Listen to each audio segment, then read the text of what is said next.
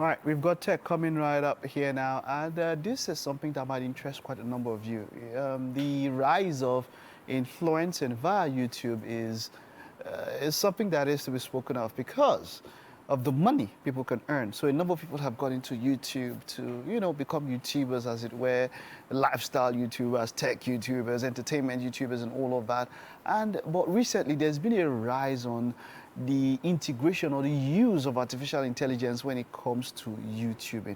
Frederick is back here in the house, and we're going to be talking about that. It is great to have you. You're welcome. Thank you for having me. You're welcome. Yeah. Now, YouTube, as it stands, is seen by a number of people as an avenue by which people can make money. Yeah. I mean, people are going into it different ways, earning foreign currency and all of that. But, like we mentioned now, AI has come. I've seen a lot of channels that don't even have faces in quotes. Yeah. What you see is a lot of generated images, even down to the voiceovers and all of that. Is this legal on YouTube? How does one do it? Is it something that you can do and still earn money like somebody else who shoots a video and all of that? Talk to us about all of that. All right. Evolution of AI. I always say that AI is interested in every human aspect, in every area of life. AI is interested in it, and YouTubing, in quotes, is not left out. All right. But then incorporating or integrating AI into YouTubing or YouTube influencing has actually made the work quite easier. I got on YouTube in 2020. Now, since then, before like last year when AI started coming in full, to make a full video, like 10 minutes video, right? Except if you just want to do anything. But if you're an expert, you know how to do all of those things, right?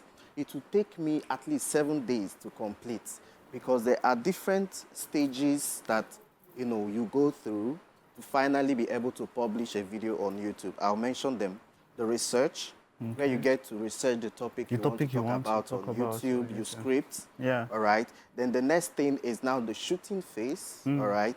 Then your editing, then your thumbnail, all right? And then you do the SEO, all right? That's the process of now uploading it such that it will be able to be found by anybody looking for that video, right? Now, this process, it could take me up to 7 days. I've heard Mr. B say it takes him up to 3 months to come up with one video. Yeah, but his videos are mega. Of course. Because these are people that don't do anything less than 100 million views per video. Per video, and right? I mean, he's putting in the budget. He's always wanting to do something out of it. But now, bringing in AI, all right, I can now go to, for instance, ChatGPT and say, hey, I'm making a video about YouTube influencing. Give me a script, do the research for me and everything. And in no time, you have a script. Now, you could also go on to, can you guide me through the process of shooting the video? You have everything. All you need to do is to, turn on your lighting and everything. But then you talked about people that now use faceless channels. I've seen faceless channels that start a channel in 3 months. They have done 1,000 and the channel is already even monetized. Right? Is it legal? Now, there is a problem that YouTube had initially about how do we even get to distinguish between AI-generated videos and real videos? There's a video I saw on Facebook, like, wait, is this AI? Because it's getting so real, right? Yeah. So YouTube did something recently. They introduced, a feature where you have to actually indicate that this video is AI generated. Whether it's the voice, right, or the person in the video, or the images. Just indicate, and then they will now, this video has been altered by AI. Now, this doesn't actually affect the monetization on that channel.